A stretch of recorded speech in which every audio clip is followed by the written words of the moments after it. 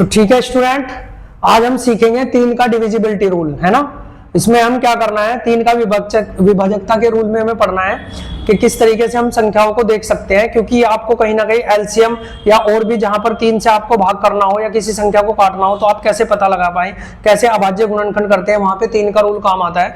और वैसे भी आपकी कैलकुलेशन को बहुत बेहतर बनाने के लिए बहुत जरूरी है, ठीक है। तो इसमें देखते हैं हमें सिंपली क्या करना होता है। जैसे आप ये बताओ 15 एक ऐसी संख्या है जो 3 से भाग होती है। इसका छोटा सा एग्जांपल मैंने इसलिए दिया है क्योंकि सबको ही पता है 3 से भाग है, लेकिन इसमें करना क्या होता है, जो इसके अंक हैं ये, इसमें 2 अंक हैं, एक तो 5 और एक 1। तो इनको अगर मैं दोनों को जोड़ दूं, जोड़ के मुझे 6 मिला, और 6 क्या है, एक ऐसी संख्या है जो 3 से भाग होती है। इसका मतलब 15 3 से भाग हो जाएगा। अब मैं उदाहरण लेता हूँ 27 का, ठीक है। 27 भी 3 से भाग है वैसे तो, लेकिन मैं क्या करूंगा, इन दोनों को जोड़ दूंगा, जोड़ने के बाद मुझे 9 मिलेगा। तो इसका मतलब ये संख्या 3 से भाग हो रही है। तो यानी मुझे यहाँ पे क्या करना है, मुझे जिस संख्या को भी देखना है कि ये संख्या 3 से भाग होगी या नहीं होगी, उसके अंकों को जोड़ लेना है। और जोड़ने के बाद जो अंकों का योग है, अगर वो 3 से कटने वाली संख्या आ गई तो वो संख्या 3 से भाग होगी। जैसे अब अगर मैं एक बड़ी सी संख्या आपके सामने रखूं इस तरीके से, ठीक है, ये तो मुझे पता लगाना है कि ये संख्या 3 से भाग होगी या नहीं होगी। तो फिर मैं इनको जोड़ दूंगा, ठीक है, इन सबको क्या करूंगा, जोड़ दूंगा।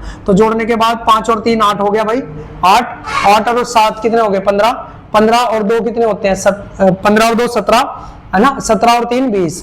तो 20 एक ऐसी संख्या है जो 3 से भाग नहीं होती। या फिर इसको वापस और जोड़ सकते हैं, 2 के साथ 0 को जोड़ोगे तो 2 संख्या 3 से भाग नहीं होगी। इसका मतलब ये संख्या 3 से भाग नहीं होगी। अच्छा, इसका एक तरीका और हो सकता है, जैसे मैं आपको ये बताऊं, ठीक है, ये जैसे मुझे देखना है संख्या 3 से भाग होगी या नहीं होगी। तो मुझे जब पता है कि मुझे इसका योग करना है तो मैं क्या करता हूं, जहां भी मुझे 3 दिखाई देगा उसे हटा दूंगा। तो जैसे ये 3 यानी जहां भी मुझे 3 से कटने वाली संख्या दिखेगी मैं उसको हटा दूंगा। तो ये 3 से कट जाता है, इसको हटा दो। ये 9 भी कट जाता है, इसको हटा दो। 7 और 2 9 हो गया, ये भी हटा दो। इसका मतलब ये संख्या 3 से भाग हो जाएगी, ठीक है भाई। इस तरीके से हमें देखना है। अब आपको कमेंट में ये बताना है कि क्या ये संख्या 3 से भाग होगी या नहीं होगी, ठीक है, ये करके आपको बताना है।